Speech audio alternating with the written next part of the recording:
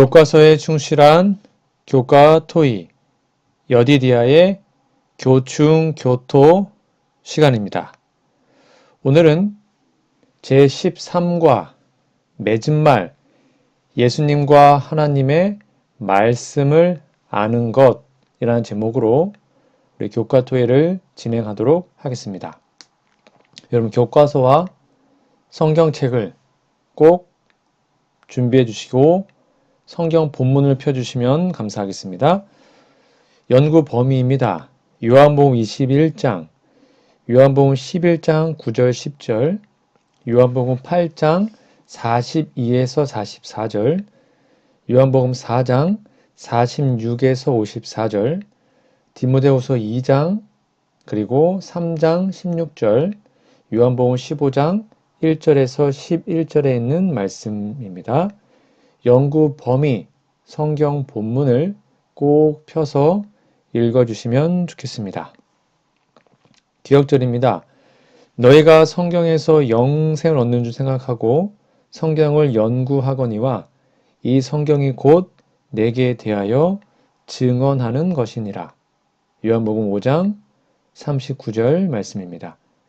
기억들 노래 들으시고 이어서 말씀 연구를 진행하겠습니다. 사기 13과 너희가 성경에서 영생을 얻는 줄 생각하고 성경을 연구하거니와 이 성경이 곧 내게 대하여 증언하는 것이니라. 요한복음 5장 39절. 너희가 성경에서 영생을 얻는 줄 생각하고 성경을 연구하거니와 이 성경이 곧 내게 대하여 증언하는 것이니라. 요한복음 5장 39절.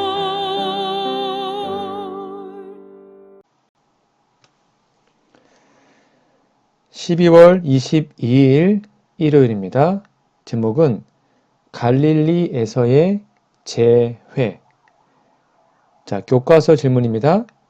요한복음 21장 1절에서 19절을 읽어보라.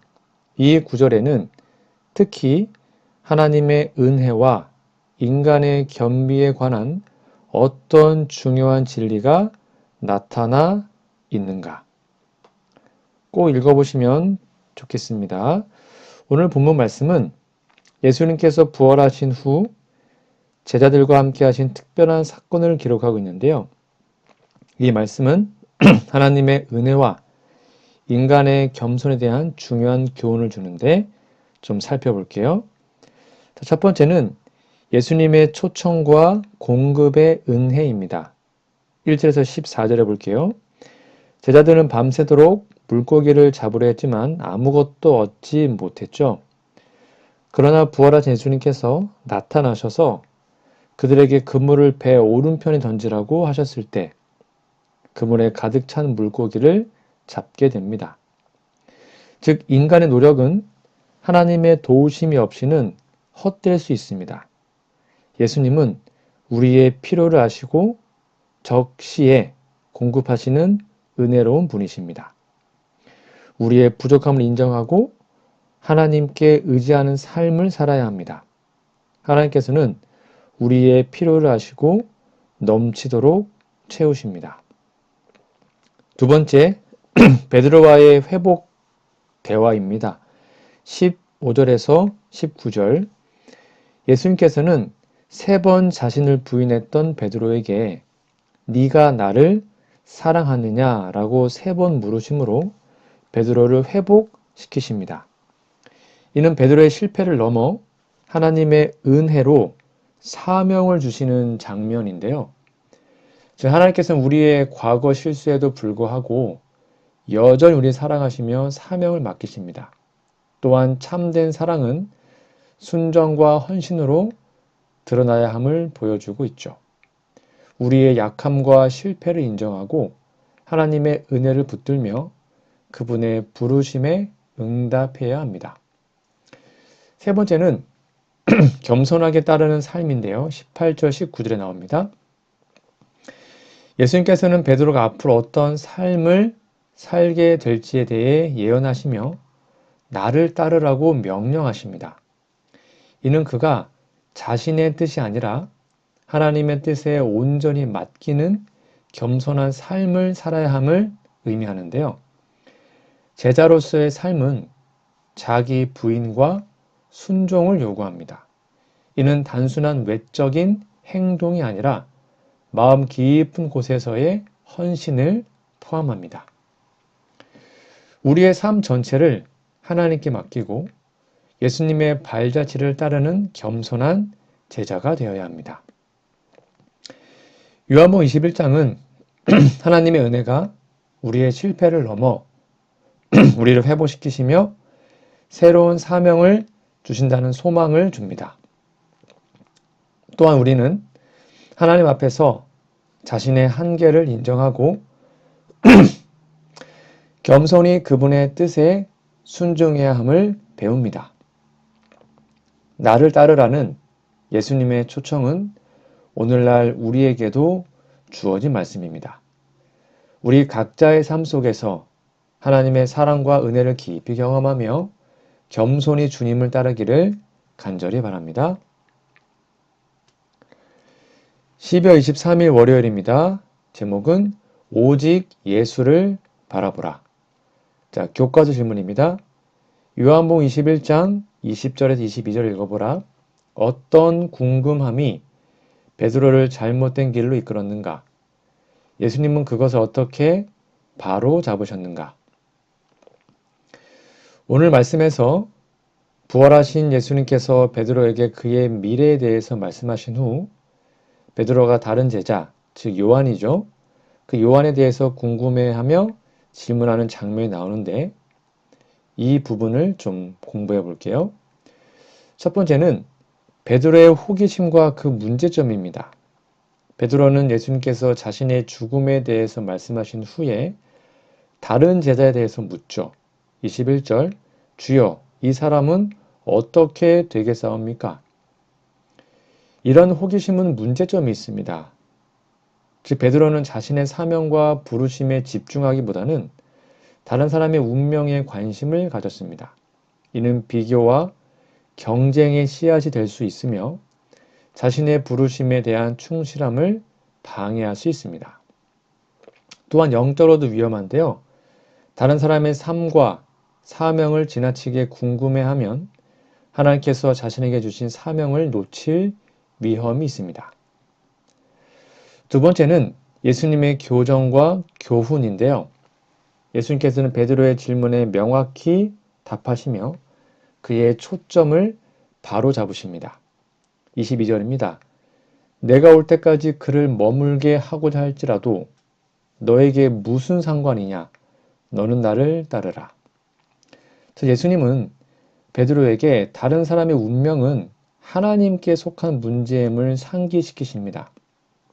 각자의 부르심과 사명은 하나님께서 주권적으로 정하신 것이죠. 즉 베드로는 자신의 사명과 주님을 따르는 일에만 집중해야 합니다. 다른 사람의 상황에 대한 지나친 관심은 불필요한 산만함을 초래할 뿐이죠. 이 말씀은 오늘날 우리에게도 중요한 교훈을 줍니다. 첫 번째, 비교를 피하라는 겁니다. 우리의 사명은 하나님께서 주신 고유한 것으로 다른 사람과 비교하거나 그들의 삶에 지나치게 관심을 가지는 것은 우리의 신앙 여정의 걸림돌이 될 수 있습니다. 그리고 초점을 유지하라는 겁니다. 우리의 시선을 오직 예수님께 고정하고 그분께서 맡기신 사명을 충실히 감당해야 합니다. 하나님께서 각자에게 맡기신 계획은 모두 다르지만 그분의 섭리는 완전합니다. 예수님께서는 오늘도 우리 각자에게 말씀하시죠. 너는 나를 따르라. 우리는 다른 사람의 삶이나 부르심에 관심을 두기보다는 하나님께서 내게 주신 사명을 충실히 감당해야 합니다. 모든 것을 행한 후에도 주께서 우리에게 하라고 하신 일에 대한 일을 행한 대로 하였나이다라는 고백이 우리의 삶이 되기를 간절히 바랍니다. 밑에 있는 두 번째 질문입니다. 요한복음 21장 23절에서 25절을 읽어보라. 예수님의 말씀은 어떻게 오해되었는가? 이에 대해 요한은 그걸 어떻게 바로잡았는가? 이 구절의 말씀을 정확히 이해하고 전하는 것이 중요한 것을 좀 강조하는데요. 첫 번째는 예수님의 말씀에 대한 오해입니다. 22절, 내가 올 때까지 그를 머물게 하고자 할지라도 너에게 무슨 상관이냐? 이 말씀이 베드로는 오해를 합니다. 그래서 23절, 제자들 사이에서 그 제자는, 즉 요한은 죽지 않을 거다라는 소문이 퍼진 겁니다. 이는 예수님의 본래 의도를 왜곡한 해석이었죠. 즉 예수님께서 죽지 않을 것이라고 말씀하지 않으셨음에도 불구하고 말씀을 잘못 받아들인 것입니다. 이는 인간의 추측과 해석이 하나님의 말씀을 오해할 수 있음을 보여주죠. 요한은 이 오해를 명확하게 정정합니다. 23절, 예수께서 그에게 죽지 아니하리라 하신 것이 아니라 다만 내가 올 때까지 그를 머물게 하고자 할지라도 너와 너에게 무슨 상관이냐라고 하셨더라.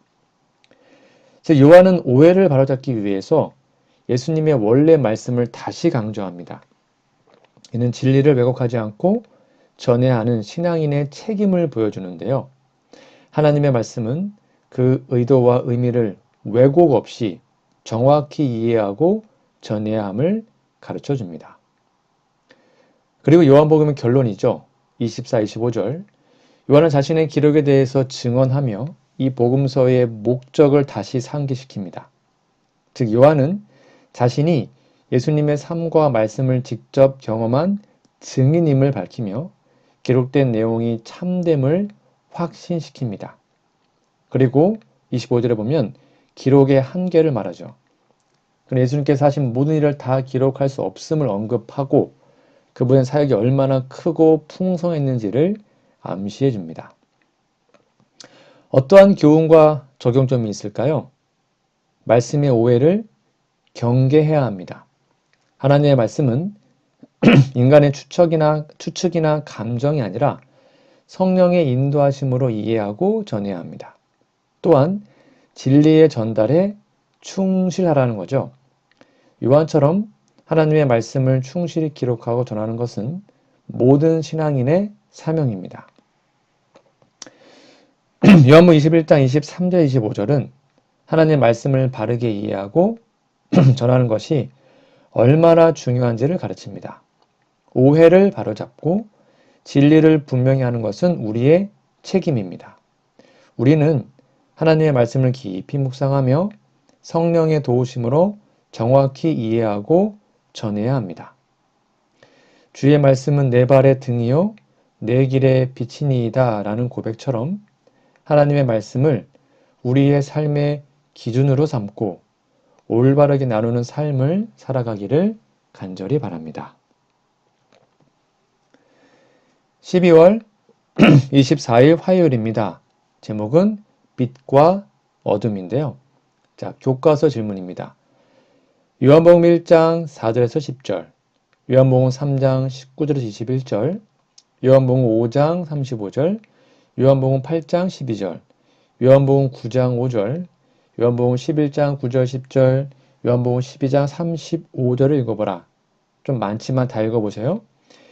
여기에는 어떤 큰 대조가 나타나며 이 대조가 진리를 이해하는 데 중요한 기초가 되는 이유는 무엇인가? 이 요한복음에 나오는 여러 말씀은 빛과 어둠의 대조를 통해 예수님과 진리의 본질을 깊이 있게 보여줍니다. 요한복음 12장 35절을 중심으로 살펴보면 빛과 어둠의 대조는 진리를 이해하는 중요한 기초로 작용하는데요. 바로 빛입니다. 예수님은 스스로를 나는 세상의 빛이다 라고 선포하셨습니다. 그리고 빛은 생명이고 진리이며 인도를 상징하고 하나님의 본질과 그리스도의 구속 사역을 나타냅니다. 그러면 어둠은 뭡니까? 진리의 부재와 죄의 결과를 상징합니다. 어둠 속에서는 길을 잃고 진리를 알지 못하며 하나님과의 단절을 경험하죠. 요한복음 12장 35절에서 예수님은 말씀하십니다. 너희에게 아직 빛이 있을 동안에 빛을 믿으라. 어둠이 너희를 이기지 못하게 하라. 어둠 속에서 걷는 자는 갈 곳을 알지 못하느니라. 두 번째는 진리의 이해를 위한 기초입니다. 즉 빛과 어두움의 대조는 다음과 같은 점에서 진리를 이해하는 데 중요한 기초가 되는데, 빛을 따르는 삶이 뭔가? 빛은 생명과 영적 깨달음을 제공하죠. 예수님과의 교제를 통해 우리는 하나님의 뜻을 깨닫고 올바른 길로 나아갑니다. 빛 속에서 걷는 자는 진리를 따르고 삶의 하나님의 뜻을 실천합니다. 그럼 어둠 속의 위험은 뭡니까? 어둠 속에 걷는 자는 방향을 잃고 죄의 결과로 하나님과 멀어집니다. 어둠은 영적 무지와 불순종의 상징으로 진리를 깨닫지 못하게 만듭니다. 선택의 중요성을 또 강조하는데, 예수님은 빛과 어둠 사이에서 인간이 선택해야 한다고 강조하십니다. 빛을 거부하면 어둠 속에서 헤매게 되며 이는 영적 사망으로 이어지는 것이죠. 자, 교훈과 적용입니다. 한마디로 빛 안에서 걸어가라 말씀하십니다. 예수님을 따르는 삶은 빛 속에서 사는 것입니다. 이는 죄에서 떠나 진리를 따르며 생명으로 인도받는 길입니다. 어두움을 경계하라는 것이죠. 어둠은 혼란과 죄악으로 우리를 이끄는 위험한 상태입니다. 우리는 빛과의 교제를 통해 이를 극복해야 합니다. 또한 세 번째는 예수님을 신뢰하라는 것이죠. 예수님은 빛 그 자체이시므로 그분과 동행할 때 우리는 생명을 얻고 진리를 깨닫는 축복을 누리게 됩니다. 요한복음은 예수님을 세상의 빛으로 묘사하며 빛과 어둠의 대조를 통해 진리와 죄, 생명과 사망의 본질을 분명히 보여줍니다.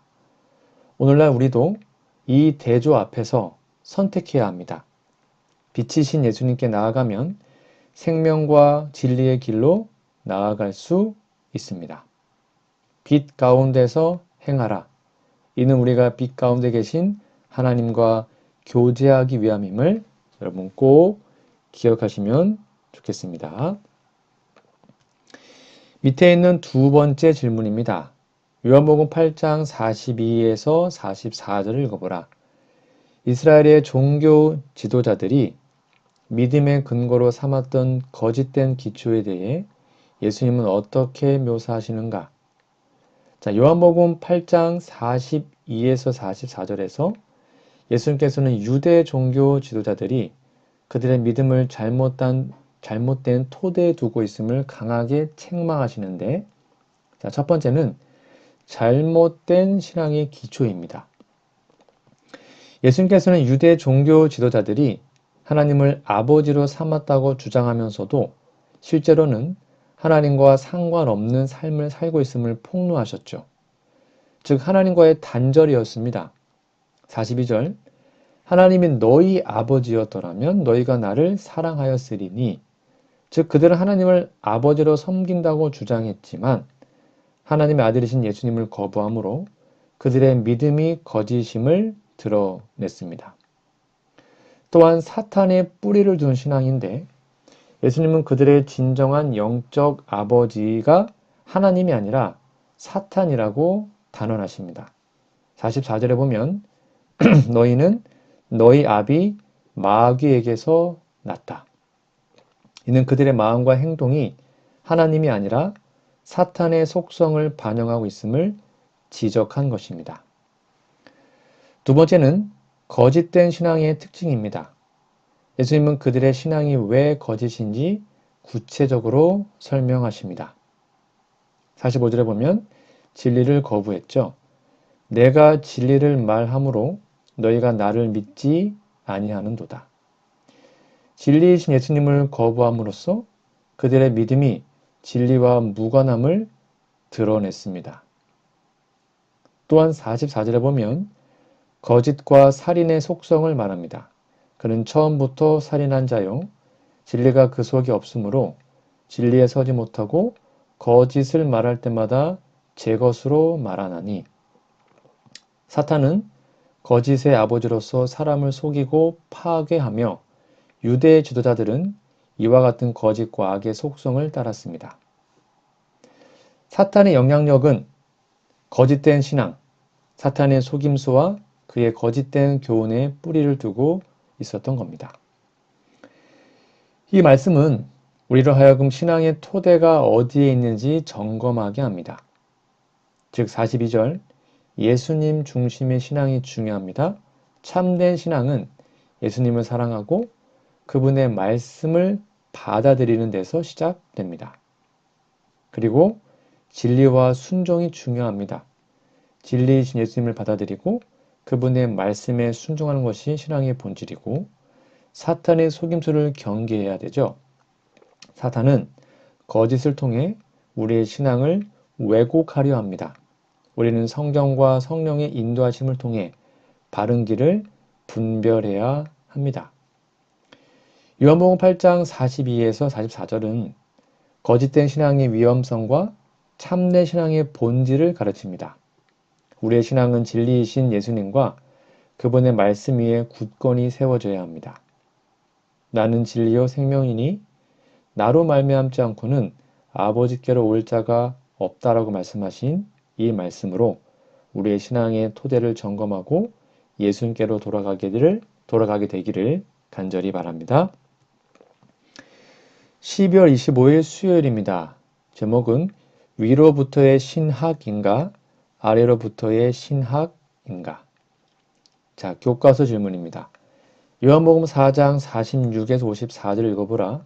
그 관원은 어떤 문제 때문에 예수님을 찾아왔으며 그에게는 근본적인 문제는 무엇인가? 요한복음 4장 46절 54절은 왕의 신하가 아들의 병을 고치기 위해 예수님께 나아온 이야기를 기록하고 있는데요. 첫 번째는 왕의 신하가 예수님께 가져온 문제가 있습니다. 바로 아들이 병이 걸린 겁니다. 왕의 신하의 아들이 죽게 되었다라고 47절에 나와요. 그는 절박한 심정으로 예수님께 도움을 요청했죠. 그는 예수님께 와서 내 아이가 죽기 전에 내려와 주시옵소서라고 간청합니다. 이는 그의 요청이 아들의 육신적 생명을 구하는 데 초점이 맞춰져 있음을 보여줍니다. 그런데 신하에는 근본적인 문제가 있었죠. 바로 믿음의 부족입니다. 그의 믿음은 아직 완전하지 못했습니다. 즉 표적과 기적에 의존하는 초기 단계에 머물러 있었죠. 그 표적과 믿음에 대해서 예수께서 말씀하셨습니다. 48절 너희는 표적과 기사를 보지 못하면 도무지 믿지 아니하리라. 이는 신하뿐만 아니라 그 당시 많은 유대인들이 보여주는 표적 중심의 신앙을 지적한 것입니다. 그들은 눈에 보이는 기적을 통해서만 하나님을 믿으려 했죠. 즉 예수님의 말씀에 대한 의심을 한 겁니다. 신하는 처음에는 예수님께서 그의 아들을 직접 방문하여 고치셔야 한다고 믿었습니다. 이는 하나님의 능력과 권능에 대한 신뢰가 제한적이었음을 나타냅니다. 여러분 그런데요. 이 신하의 믿음이 성장합니다. 이 이야기에서 왕의 신하의 믿음은 예수님의 말씀과 능력을 경험하면서 점진적으로 자라났죠. 50절 예수께서 말씀하셨습니다. 가라 내 아들이 살았다. 그 말씀을 신뢰합니다. 신하는 예수님의 말씀을 믿고 집으로 돌아갔죠. 이는 보지 않고도 믿는 신앙의 첫 걸음을 보여줍니다. 그리고 기적을 통해 믿음이 확증되었죠. 53절 그는 아들의 병이 나았음을 확신하면서 예수님의 능력과 말씀의 신뢰성을 더욱 확신하게 되었습니다. 그리고 결과적으로 모든 가족이 예수님을 믿게 되었습니다. 이는 단순히 육신의 치유에서 끝나지 않고 영적 구원으로 나아가는 믿음의 완성을 나타내 줍니다. 여러분, 신앙은 표적을 넘어서야 합니다. 참된 믿음은 눈에 보이는 표적과 기적에 의존하지 않고 하나님의 말씀을 신뢰하는 것입니다. 또한 예수님의 말씀을 믿어야 합니다. 말씀의 능력을 신뢰하고 그분의 약속을 붙드는 것이 참된 신앙의 시작입니다. 그리고 믿음은 성장합니다. 초기에는 약한 믿음이라도 하나님의 은혜를 경험하며 더 깊고 온전한 신앙으로 나아갈 수 있습니다.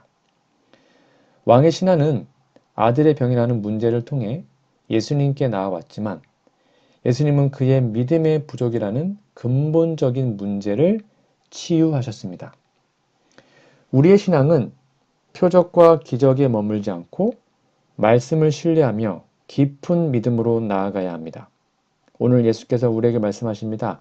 가라, 너가 믿은 대로 될지어다. 그분의 말씀을 붙들고 믿음으로 삶의 문제를 맡기며 살아가기를 간절히 바랍니다.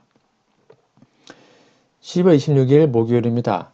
제목은 예수 안에 거함. 자, 교과서 질문입니다. 요한복음 12장 32절을 읽어보라. 이 놀라운 진술은 예수 그리스도의 권위를 어떤 방식으로 묘사하는가?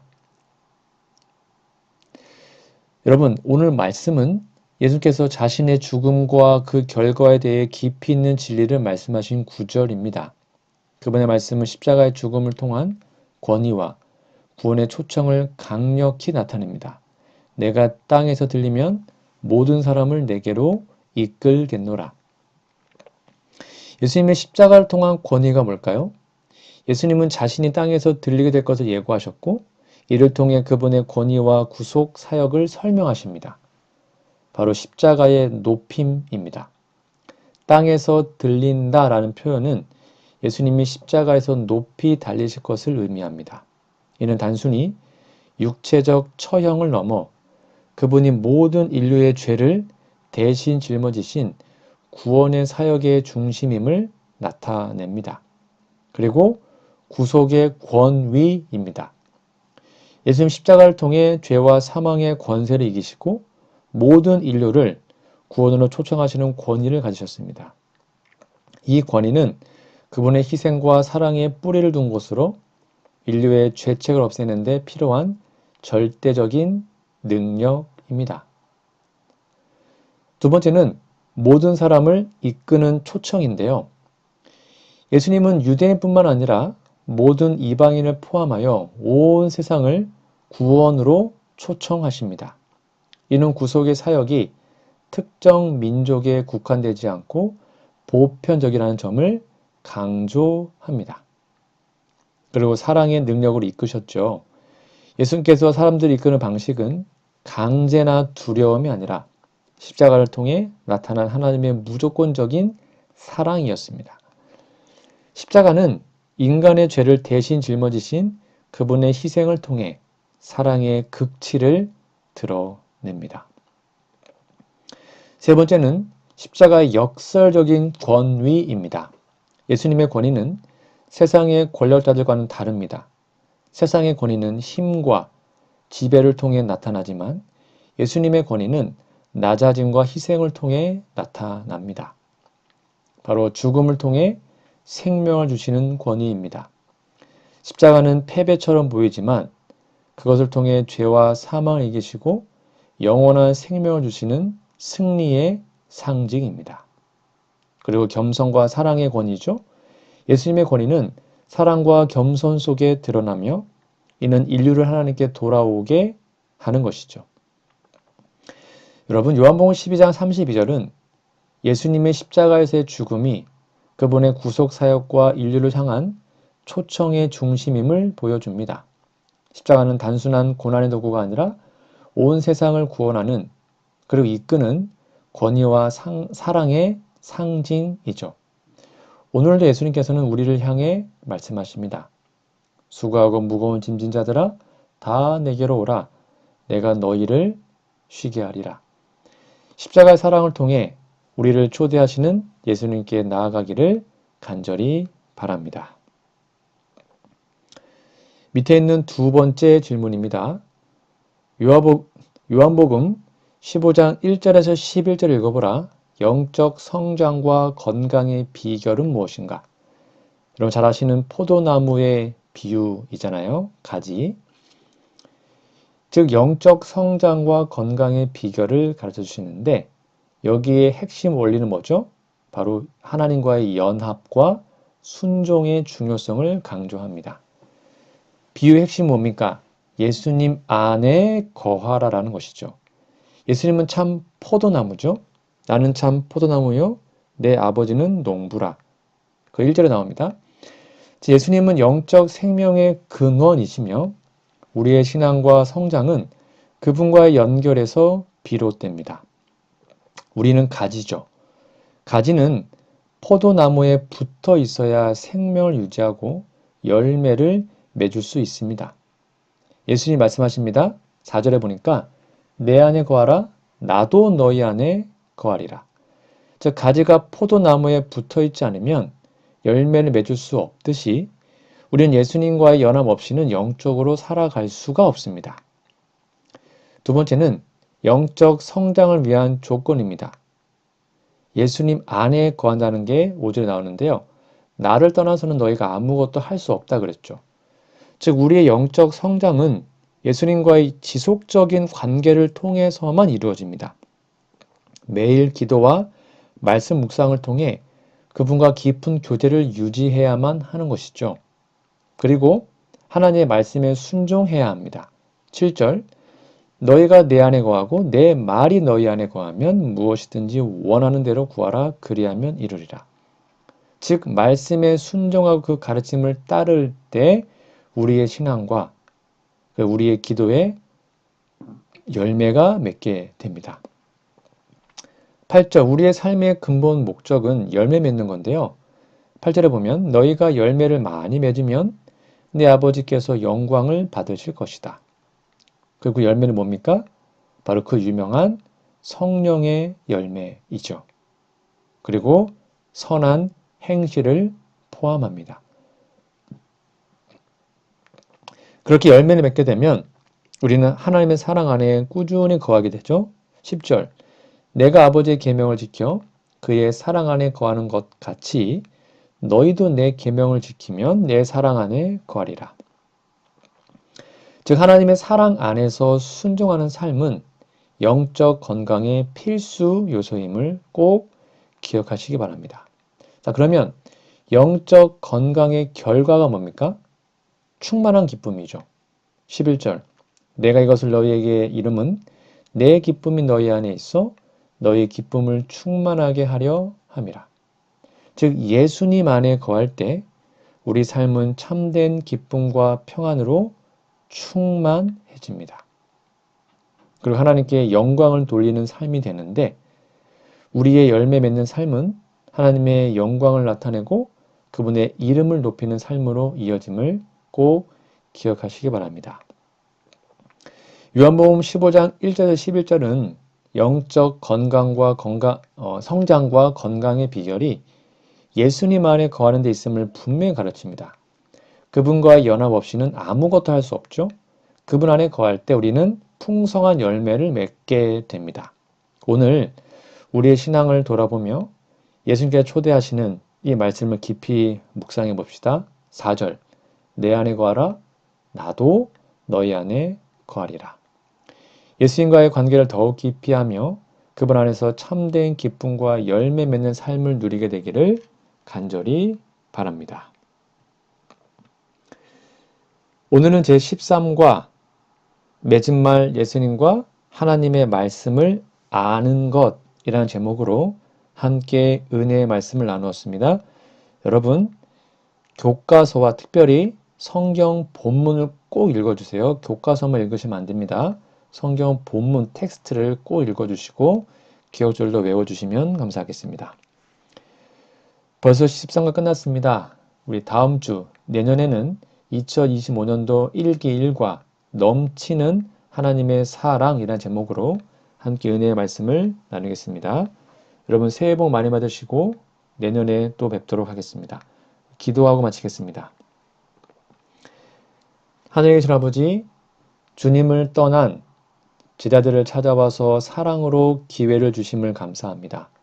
주님을 믿고 의지하면서도 갈릴리 어부같이 저희의 삶도 주님에게서 알게 모르게 멀어진 것은 아닌지 생각해 봅니다. 주님 사랑하는 마음 변치 않게 도와주시고 주님 말씀을 들으면서도 주님만 바라보고 따라가는 일이 쉽지 않음을 느낍니다. 옆에 사람을 볼 때 나의 상황을 다시 보게 되고 때는 주의 말씀마저 잊어버릴 때가 많습니다. 주께서 나를 보고 계심을 기억하고 충성하도록 도와주시옵소서. 진리를 기쁘게 받아서 우리 생활의 빛으로 삼기 원합니다. 우리 마음속에 들어오셔서 마음의 어두운 것을 몰아내 주시고 하늘빛을 따라갈 수 있는 용기를 주시옵소서. 진리 때문에 고난받는 종들에게 함께 하시고 그들을 강건케 하여 주시옵소서. 주님 믿는다고 하면서 사람의 기준과 생각을 따르는 잘못에 빠지지 않도록 도와주십시오.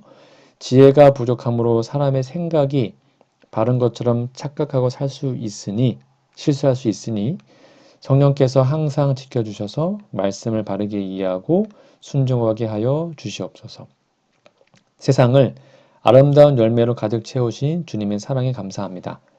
세상에 주의 은혜가 풍성한 것처럼 저의 품성에도 좋은 열매 맺도록 도와주시옵소서.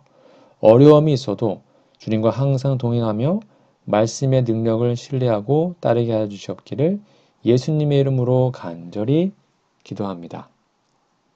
아멘.